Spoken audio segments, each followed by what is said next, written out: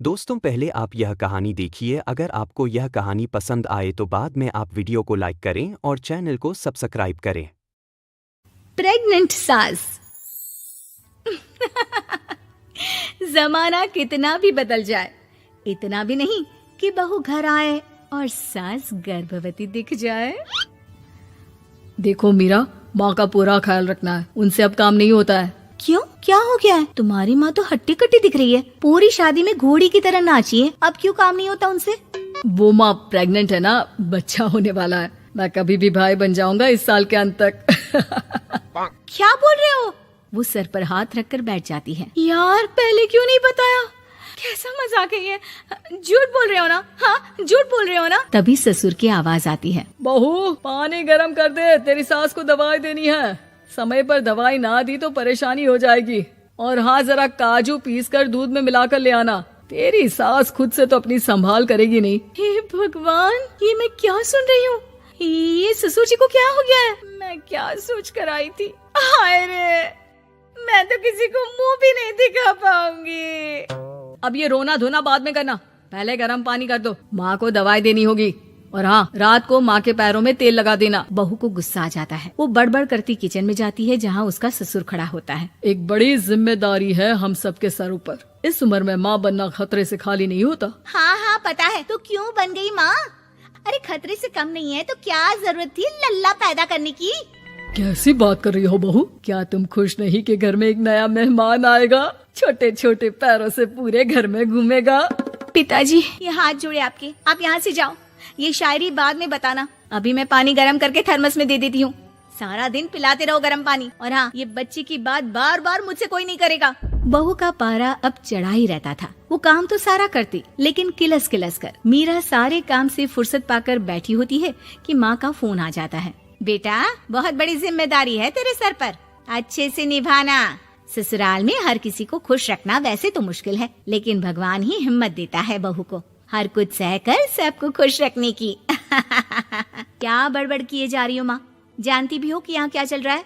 मेरी सास, अरे तेरी सास तो देवी है देवी। कितने खुश हो रहे थे सारे तेरी सूरत देख देख कर। पता नहीं जैसे बहू नहीं कोई मन मांगी मुराद मिल गई हो उन लोगों को। अरे बात तो पूरी सुनो। मन मांगी बुरा तो पूरी हुई है। अरे मेरी सास को बच्चा होने वाला है, प्रेग्नेंट है वो। क्या बकवास कर रही है मीरा? ये बात किसी को कहना मत। मुझे तो बता दिया, लेकिन अब अपनी जबान सिल ले। कहाँ है तेरी सास? बात तो करा मेरी। पूछू जरा, पोता पोती खिलाने की उम्र में खुद का बच्चा खिलाने का शौक कहाँ से आ गया? और आया भी तो बताना तो चाहिए था। अब क्या नाक कटाने के लिए हम लोगों से रिश्ता जोड़ा है?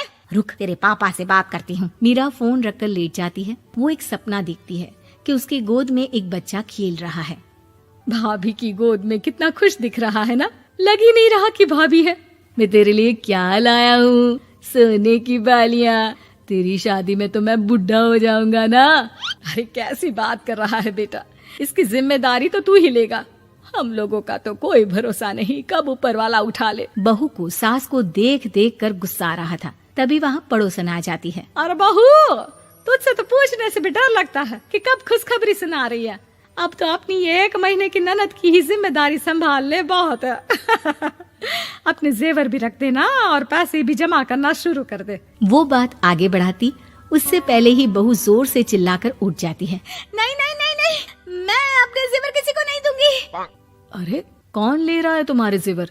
तुम औरतें भी ना सपने में भी जेवर ही संभालती रहती हो। मैंने जो सपना देखा है ना, सुनोगे तो होश उड़ जाएंगे।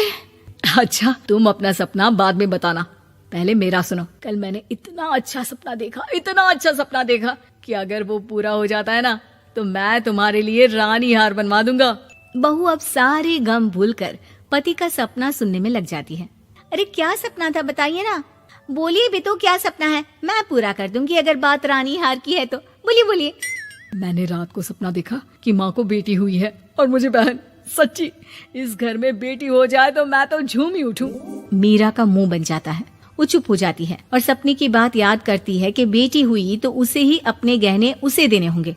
फिर तो रानी हार की जरूरत पड़ेगी ही। भाई लड़की बड़ी होगी, उसकी शादी होगी तो जेवर तो चढ़ाने ही होंगे ना, कहाँ से आएंगे वो?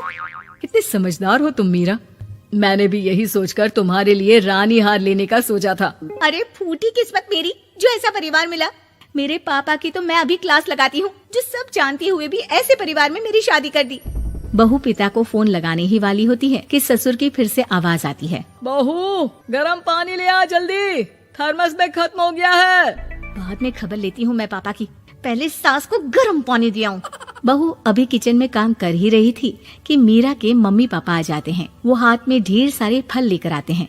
मीरा के पिता मीरा के ससुर से कहते हैं, लीजिए भाई साहब, ये फल रखिए, बहन जी को खिला दीजिएगा। वैसे कैसी है उनकी तबीयत?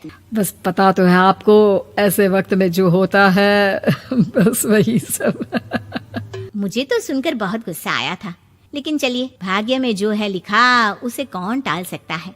डॉक्टर को दिखाए? हाँ हाँ, बस डॉक्टर आने ही वाला है। अच्छा हुआ आप लोग भी आ गए। उतने में एक सुंदर सी लेडी डॉक्टर आती है।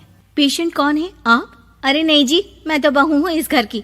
मैं तो अभी सोच भी नहीं सकती पोता या पोती के बारे में। अभी तो मेरी सास ही। अरे चुप हो जाना, देख तो ले, डॉक्टर है ये, किसी के भी सामने गुस्सा फोड़ देती है। डॉक्टर कमरे में जाती है और थोड़ी देर बाद बाहर आ जाती है। पीछे से सास भी निकल आती है। हे भगवान, इतना दुख तो किसी को भी ना दे जितना मुझे दिया है। देखिए बहन जी, आप लोगों को तो ये सोचना भी नहीं चाहिए था। वही तो मैं भी कह रही थी कि आप लोगों के लिए तो सोचना भी गुनाह है, लेकिन अब पछताए होत क्या जब चिड़िया चुग गई खेत। डॉक्टर वहाँ से चली जाती है।